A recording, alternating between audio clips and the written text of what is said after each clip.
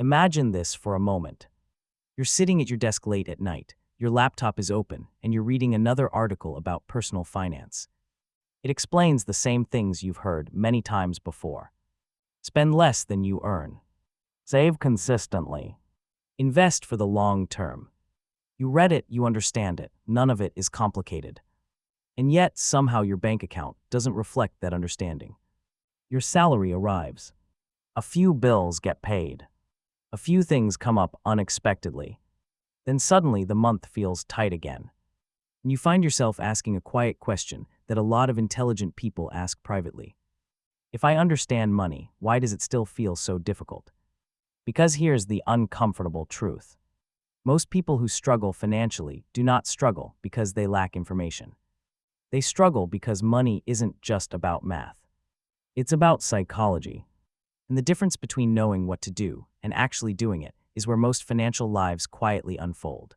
There's a common belief that financial problems come from ignorance, that people stay broke because they don't understand money. But if that were really the problem, the internet would have solved it by now. Think about it. Financial advice is everywhere. Budgeting apps, investment tutorials, podcasts about saving and compounding. Most working professionals today understand the basics better than any generation before them. They know credit card debt is expensive. They know investing early matters.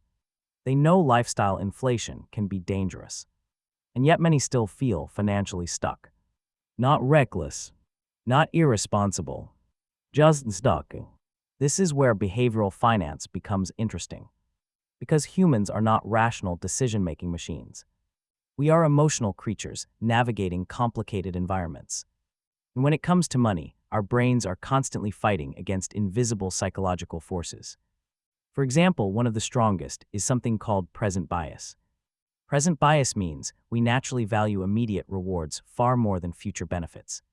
Saving money is logical, but the reward of saving happens years from now. The reward of spending happens immediately. And your brain, like everyone else's, is wired to prefer now. This isn't a character flaw. It's biology. Let's explore this a little deeper. Imagine two choices. Choice 1. You save $200 this month. Your future self benefits. But today, nothing really changes. Choice 2. You spend that $200 on something enjoyable. Maybe a weekend trip, a nicer dinner, a small upgrade to your lifestyle. The benefit arrives immediately. Your brain registers pleasure now. And this is where the struggle quietly begins. Because financial progress depends on delayed rewards, while daily life constantly offers immediate rewards. If this sounds familiar, you're not alone. Even highly educated professionals face this tension constantly. But present bias is only one piece of the puzzle. Another powerful force is something called hedonic adaptation.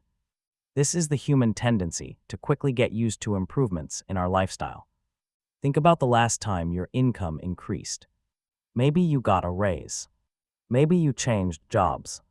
At first, the extra money felt exciting. For a few months, you felt more comfortable. Then slowly, your spending adjusted. A slightly better apartment. More convenience purchases. More small upgrades that felt reasonable. None of these decisions felt irresponsible in isolation. But together, they quietly absorbed the increase. This is why higher income does not always produce financial security. Because lifestyle expectations rise just as quickly as income does. And once expectations rise, it becomes psychologically difficult to move backwards. But there's another factor that makes this even harder. Social comparison.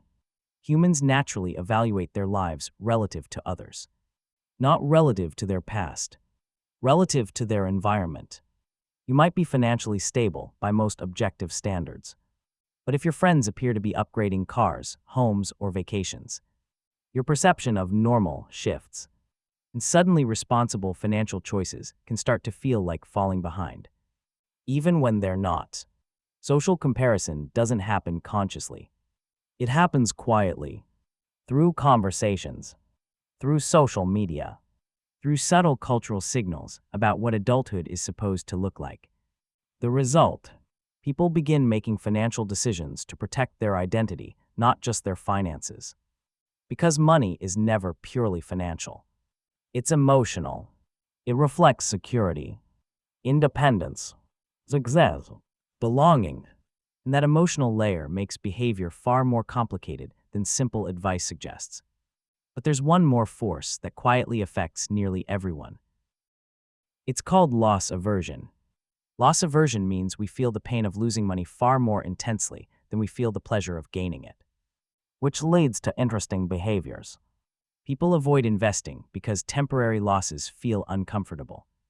People delay financial changes because adjusting spending feels like losing something, even when the long-term outcome would be better. In other words, our brains are wired to protect short-term comfort, even when it quietly harms long-term stability. And when you combine present bias, lifestyle adaptation, social comparison, and loss aversion, you start to see why financial progress can feel strangely difficult. Not because people are lazy, but because they're human. If you pause for a second, you might recognize some of these patterns in your own life. Maybe you understand investing, but haven't started consistently yet. Maybe your income improved, but your financial stress somehow remained the same. Maybe you occasionally feel like you're doing everything right, yet progress feels slow. None of this makes you bad with money. It makes you normal. The problem was never just knowledge. The problem is the environment your decisions exist inside. And this realization leads to an important turning point. Most financial advice focuses on what to do.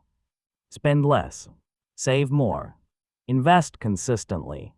But long-term financial stability often comes from something more subtle. It comes from designing your life so the right decisions become easier. Instead of relying on constant discipline, think about this shift for a moment. Imagine saving not as a monthly act of willpower, but as something that happens automatically. Your savings leave your account the same day your salary arrives, before spending decisions even begin. The psychological battle disappears. Or consider investing. Many people wait until they feel confident enough to start. But confidence often comes after experience, not before. So the real shift isn't mastering the market. It's creating systems that allow imperfect action. Because small, consistent behaviors beat perfect intentions every time. And there's something surprisingly calming about this perspective. You don't have to transform your personality to improve your financial life. You just have to adjust the environment around your decisions. So what does that actually look like in real life? It starts with recognizing that your future self is not a different person. It's still you, just a version of you living a few years ahead. And the financial decisions you make today quietly shape the level of freedom that version of you will experience. This doesn't require extreme sacrifices. In fact, extreme financial behavior rarely lasts. Sustainable change usually looks quieter. It might mean defining a spending level that keeps life comfortable without letting lifestyle drift endlessly upward.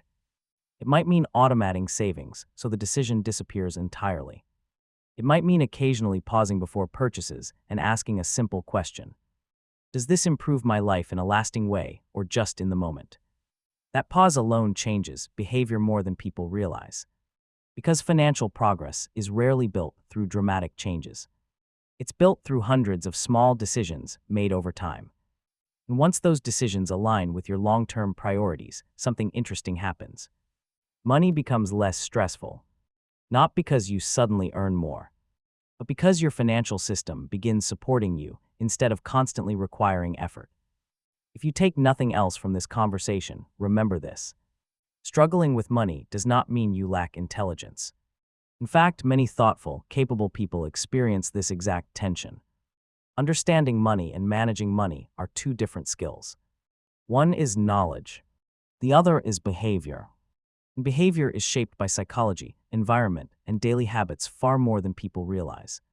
So if your financial progress hasn't matched your understanding yet, that doesn't mean you're failing.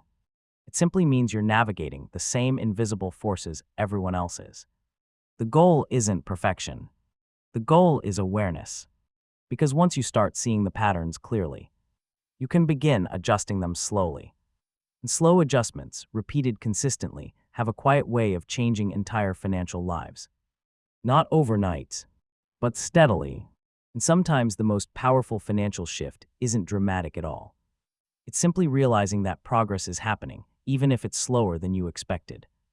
And that realization alone can make money feel a little less heavy and a little more manageable, which in the long run might be one of the most valuable financial advantages anyone can have.